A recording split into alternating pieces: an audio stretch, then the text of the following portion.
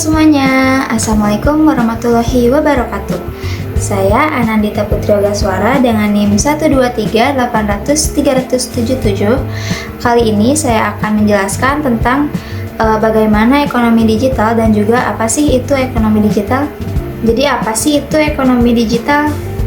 Kalau kita mendengar kata ekonomi digital, mungkin yang terpikirkan oleh kita itu bagaimana belanja di e-commerce, mau itu Shopee, Tokopedia, ataupun e-commerce yang lain, dan juga bayar menggunakan kris ataupun e-money lain. Nah, tapi menurut buku yang saya baca, maknanya itu jauh lebih luas daripada itu. Jadi, ekonomi digital itu adalah arena maya, tempat di mana kita bisa berjualan. Nggak hanya berjualan saja, tapi kita juga bisa menciptakan nilai baru dengan menggunakan internet sebagai jalan tolnya.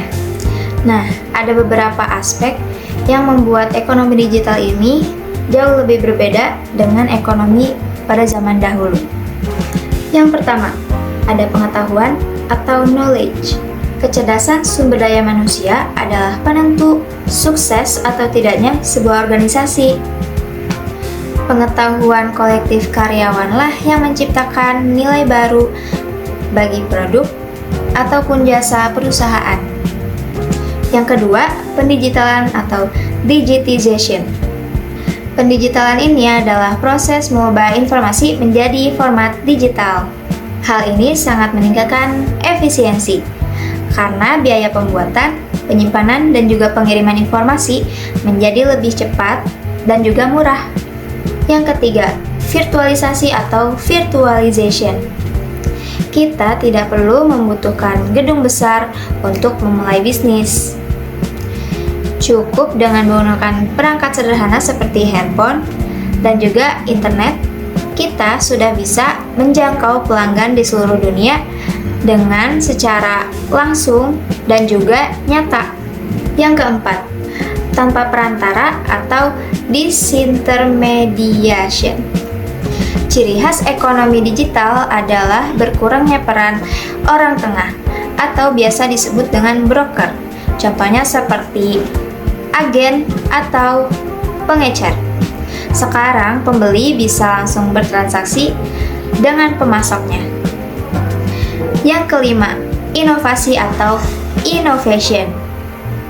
Bisnis internet beroperasi dalam 24 jam sehari. Karena ide sangat mudah ditiru, perusahaan dituntut untuk terus berinovasi secara cepat agar bisa bertahan. Yang keenam, penyatuan industri atau convergence. Keberhasilan ekonomi digital bergantung pada kemampuan menggabungkan 3 sektor. Apa aja itu 3 sektor? Yang pertama, ada perangkat komputer atau computing. Yang kedua, ada jaringan komunikasi atau communication. Yang ketiga, ada isi layanan atau biasa disebut dengan konten. Aspek yang terakhir ada globalisasi atau globalization. Di sini batas ruang dan waktu runtuh. Bisnis bisa dijalankan dari mana saja yang biayanya murah untuk melayani masyarakat kaya di belahan dunia lain. Dalam ekonomi digital mempunyai bidang utama loh. Dari buku yang saya baca, dirangkum dalam 3 pilar besar. Yang pertama, ada e-commerce. E-commerce adalah jual beli barang ataupun jasa melalui internet sebagai pengganti cara konvensional. Pilar kedua, ada finansial teknologi atau fintech. Fintech ini adalah penggunaan teknologi untuk memberikan jasa keuangan kepada masyarakat agar lebih praktis. Pilar yang ketiga, ada electronic money atau e-money. E-money ini adalah sistem pembayaran non-tunai, termasuk uang elektronik dan juga mata uang kripto atau mata uang digital. Ekonomi digital ini ada dampak dan tantangannya juga loh. Ekonomi digital membawa perubahan pada struktur sosial dan juga budaya.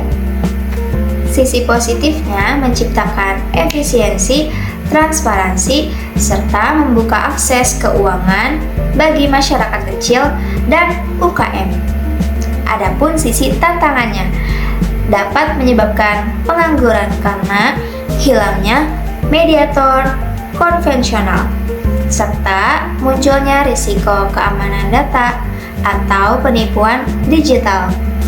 Jadi, ekonomi digital itu tidak hanya berbicara tentang teknologi saja, tapi bagaimana cara hidup kita berubah menjadi lebih cepat, lebih pintar, serta tidak terbatas oleh ruang dan juga waktu. Kita harus siap beradaptasi jika tidak ingin ketinggalan zaman. Itulah tadi mengenai ekonomi digital dan seberapa penting ekonomi digital itu. Terima kasih sudah menonton sampai akhir. Sampai jumpa. Wassalamualaikum warahmatullahi wabarakatuh.